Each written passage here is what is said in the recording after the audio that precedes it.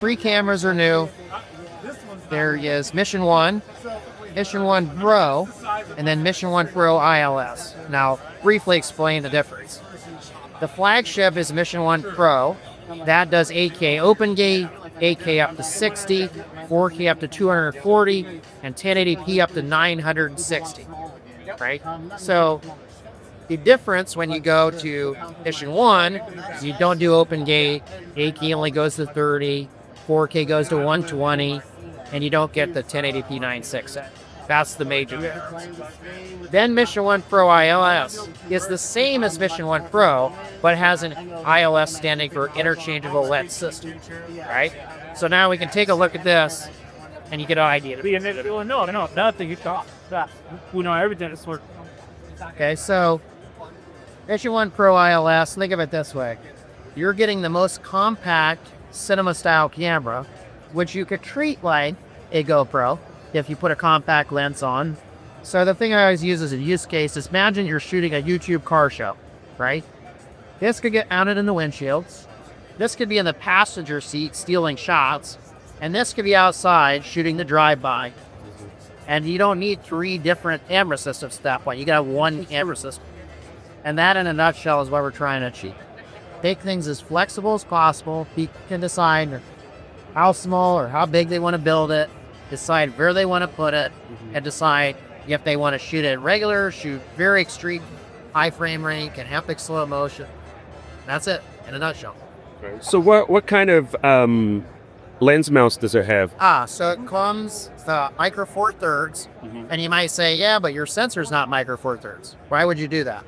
Well, a 1-inch sensor is marginally smaller, so that means that all the micro four thirds lenses have full coverage of the sensor.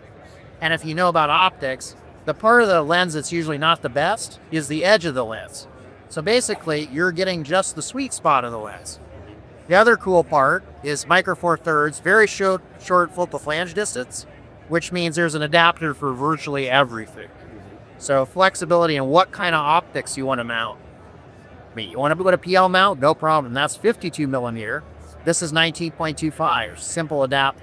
Want to get a Canon EF cinema lens? No problem. That will work. Oh, you got an old vintage Nikon F glass? Sure, you could do that. Canon FD glass, pick something. And it will work. So any manual micro four thirds lens will work. So there's literally hundreds of them. So some of the better ones are Venus Optics Wawa. They're very compact, sub 200 grams. And if you're a lens snob, they are incredibly good lenses. Get a very tiny footprint. One of the guys carries all three around in what would fold one lens, right? Yeah. And I flew here with three lenses in a tiny case that, airport security was like, that's a cute box you got. I'm like, yeah, it's got three cinema lenses. So cool. Your life just gets extra. And you have one right here? I do have one right here.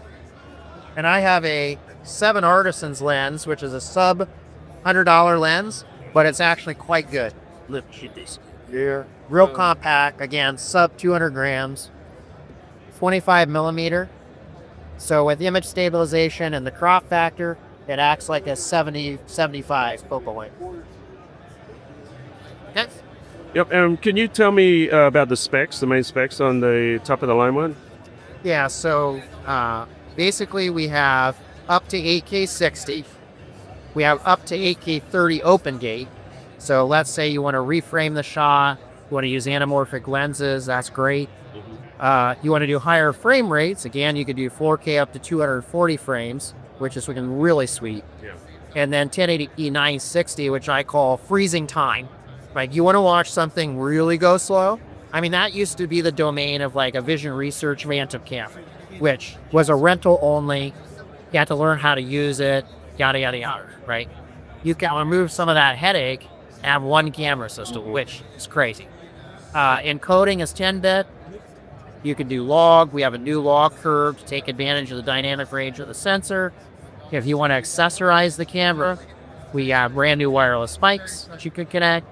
We have a media mod that now has audio input, has timecode input, headphone monitoring, HDMI output that can be configured up to 4K 60, or if you don't have a monitor that can do that, configure it for 1080p. So again, it's about flexibility. All right. Awesome. Yep.